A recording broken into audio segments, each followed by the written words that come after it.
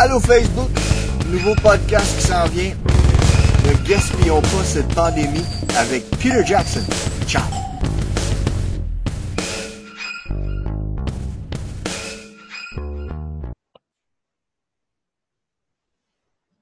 What's up?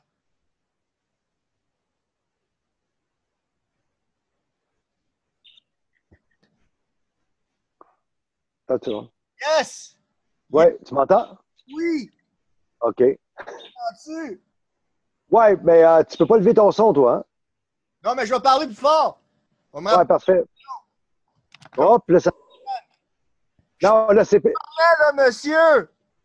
OK, mais là, parce que là, c'est beau, mais c'est trop... Je pense qu'il y a un compresseur, puis c'est comme où il y a un gate, puis quand tu parles trop fort, ça coupe. Ah, OK. Ça, c'est popé? Ah ouais, Cool. Comment ça va? ça va, et toi? Un beau background style Morn Heights, Rush Studio moi, en arrière de toi, là. Ouais, ça, c'est à Val-David. God. J'habite en haut d'une montagne. Ouais, c'est lovely. Dans un cul-de-sac en plus, il n'y a personne. Ah, mais je te l'avais parlé de ça. On devrait tout avoir un hectare en arrière de chez eux. En tout cas, au Québec, on peut. Alain, pour la 4e émission de Ne gaspillons pas cette pandémie, je veux parler salaire. On a commencé à en parler à l'émission 2. Qu'est-ce qu'une préposée bénéficiaire vaut? Qu'est-ce qu'une infirmière vaut? Qu'est-ce qu'un docteur vaut? Qu'est-ce qu'un ambulancier vaut? Qu'est-ce qu'un gars qui travaille à l'épicerie maintenant vaut quand tu considères son rôle dans la société versus... Ben là, en ce moment, ce que je remarque, c'est que dans les besoins essentiels, mais les caissiers et caissières, ceux qui travaillent sur le plancher dans les commerces à étalage, on va avoir gagneront 100 de plus par semaine, étalés sur quelques mois. Ce qui veut donc dire que dans le fond, c'est par leur ténacité, puis c'est par leur courage, parce que bon, il y a du monde qui, œuvre dans des domaines qui sont peu payants, mais qui, dans le fond, qui risquent peut-être leur vie à cause de la pandémie, à cause du COVID-19. D'abord, pour ajouter ça, comme je veux dire, Ben, en réalité, c'est comme.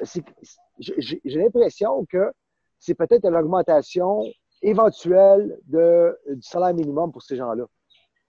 bon, c'est un bon point, tu parles salaire minimum. Il y a salaire minimum, comment je pourrais dire, pendant la COVID-19, puis il y a le salaire minimum pendant la vie normale.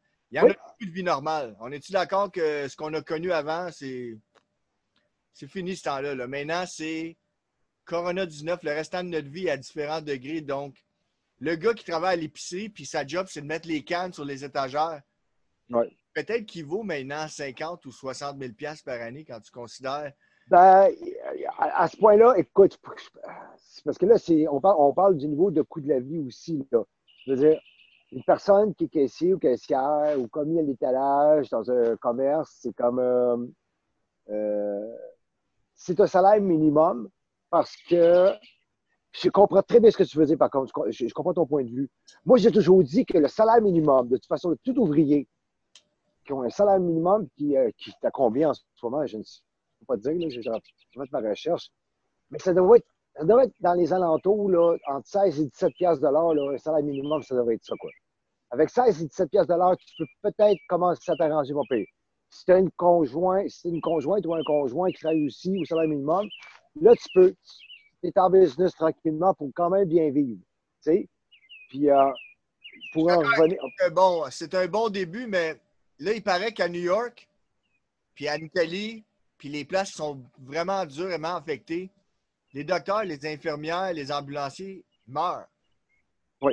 C'est des gens qui ont juste fait leur job, ils étaient là quand c'était le temps. Maintenant, il y a une deuxième génération de soldats de la santé Oui. qui vont apprendre avec la première génération. Oui. Combien ça vaut, ça, quelqu'un qui va travailler et qui risque sa vie pour sauver la vie des autres? Combien ça vaut? Pas au niveau, OK, 17 piastres de l'heure, mais combien ça vaut par rapport à un président de compagnie ou un politicien ou un Guy Lafleur ou un, je sais pas moi, un LeBron James? Oh oui. Je te Ah, mets non. Ben, c'est ça le problème, c'est que ça n'a pas vraiment de prix. Hein. Je veux dire, à ce point-là, c'est comme. C'est sûr qu'il y a des révisions de salaire, là, mais c'est peu par rapport à ce qu'est sa vie. Là. à ce point-là, tu es questionnable. Mettons, comme par exemple, travailler dans cette forme de pandémie-là, qui risquer sa vie, et si tu prends le risque de continuer à travailler, si tu veux travailler quand même, je pense que ces gens-là doivent avoir comme une espèce de compensation salariale. OK? C'est comme en fond, j'ai l'impression que François Legault bonifie en ce moment des gens qui sont petits salariés, puis on les bonifie en ce moment, tu sais. C'est comme une forme de gratitude. Une petite parenthèse, François Legault. Oui, écoute, il fait sa job. C'est comme, il y a une augmentation de 8 chez les préposés et chez les infirmières auxiliaires. Déjà là, c'est pas si mal. Mais ça, c'est une autre affaire.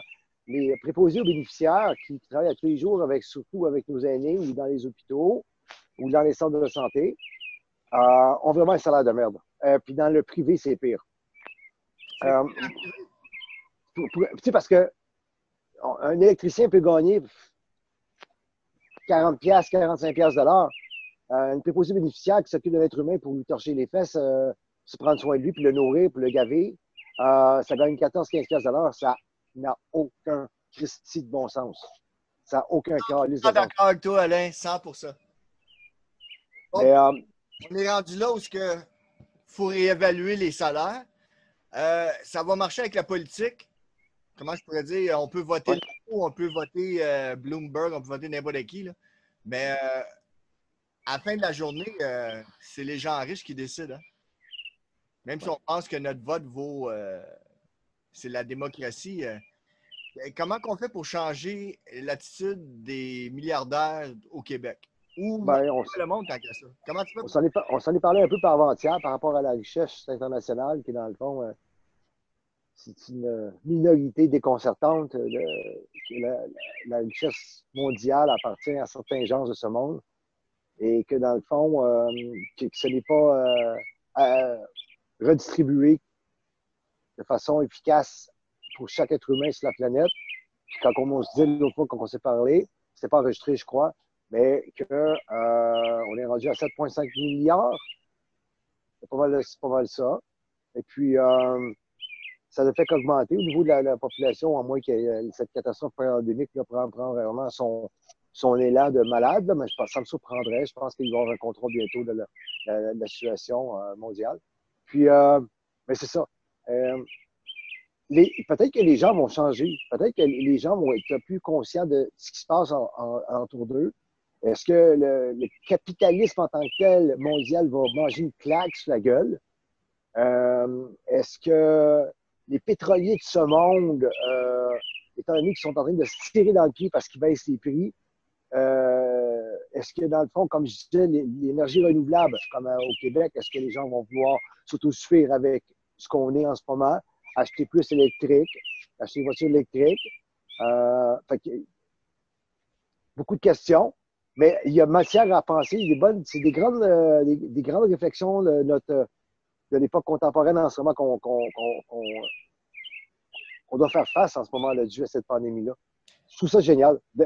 C'est dommage au niveau de la santé de plein de millions de gens sur la planète, mais en même temps, c'est comme ce qui est encourageant là-dedans, c'est que finalement, peut-être qu'il y aurait quelque chose de positif dans ce qu'on vit avec le COVID-19.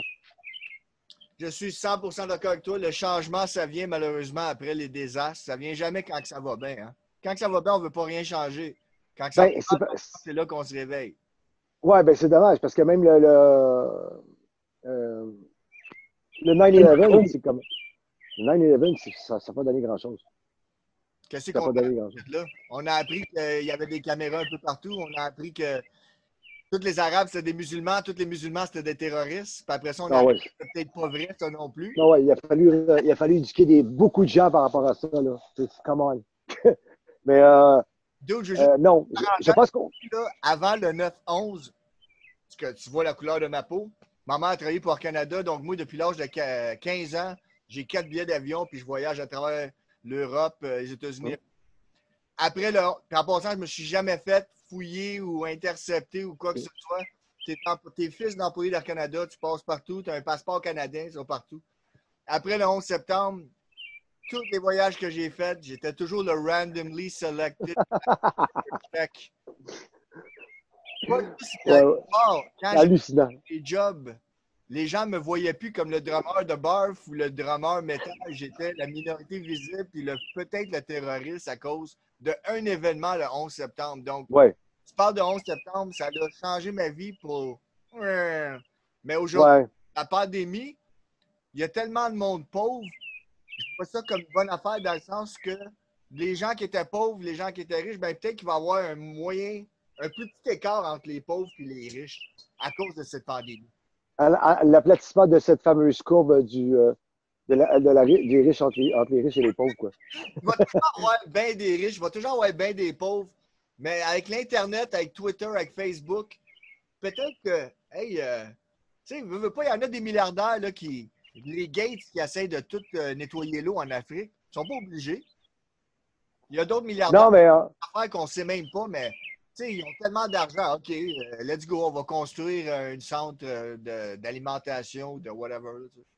non, mais moi, je pense que c'est tout à fait noble là, de sa part, là, de Gates. Il y a tellement d'argent, qu'est-ce que tu veux que je fasse avec? Sacrément, là. Moi, personnellement, là, je suis fortuné comme ça. C'est sûr que j'aide au maximum. Là. Je te donne un exemple. La part des multimilliardaires, mais méga milliardaires, doit se donner le droit de faire quelque chose. À moins que tu aies vraiment une tête croche ou tu es vraiment comme sale. Mais là, si tu es milliardaire, peut-être que tu es un peu croche, puis peut-être que tu es un peu sale. Ben, Bill Gates, Ça ne devient pas milliardaire. Hein? Non, non, non. Non, j'en conviens, mais c'est comme elle dit, lui a inventé quelque chose que dans le fond, c'est pour ça qu'on se parle en ce moment, tu sais. C'est l'argent, ça. Ouais, ben, tu sais, mettons qu'il a réussi son coup, quoi. Alain, je te laisse la dernière pensée pour la 4e émission de Ne gaspillons pas cette pandémie. Demain, je vais te parler de gouvernement, ceux qui écoutent, ceux qui sont sévères avec les restrictions, ceux qui sont moins sévères avec le confinement. Mais pour asseoir, je te laisse le dernier mot. All right, OK. Bonne Pâques à tout le monde, ceux qui sont encore chrétiens. Et puis, et puis dans le fond, c'est bon, c'est une fête rassembleur. Maintenant, on est confinés. Mais c'est dommage pour bien des gens comme ma mère qui est tout seule. Mais au moins, ça, c'est la bonne nouvelle. C'est qu'elle a eu elle a 88, ma mère.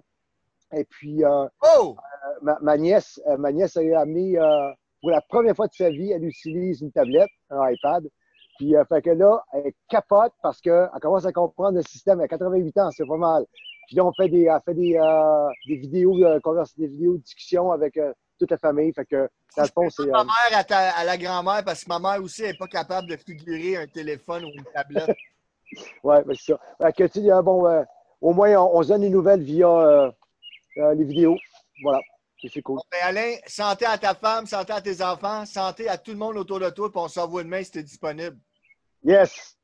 Peace! Peace, man. Bye. Salut, la gang.